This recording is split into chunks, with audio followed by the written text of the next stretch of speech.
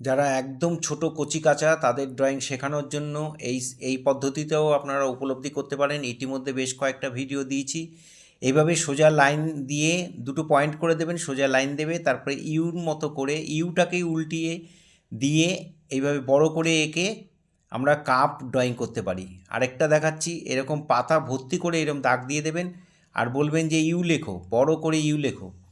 এ মাথা ও মাথা জুড়ে দিয়ে তারপরে এরকম হাতল দিয়ে দিলে, বিভিন্ন রকমের হাতল হয়, দিয়ে আপনারা বাড়িতে এগুলো প্র্যাকটিস করাবেন, খাতা ভর্তি ভর্তি করে করাবেন, দেখবেন অনায়াসেই তারা লাইন টানা শিখে গেছে, ড্রয়িং শিখে গেছে। এখানে আমি একটা বড় কাপ করে দিলাম, আর একটা ছোট্ট করে একটা করে দিলাম।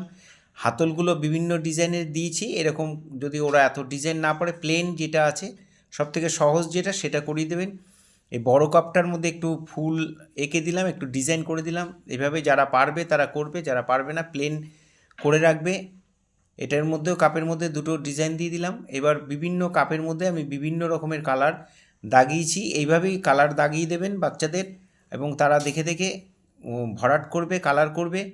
কালারগুলো করার সময় একটা জিনিস খেয়াল রাখতে হবে, যেন সাদা সাদা না থাকে, আর হিজিবিজি করে কালার না, যে কোনো একদিকে থ্রোয়িং করে একই দিকে কালারটা করতে হবে।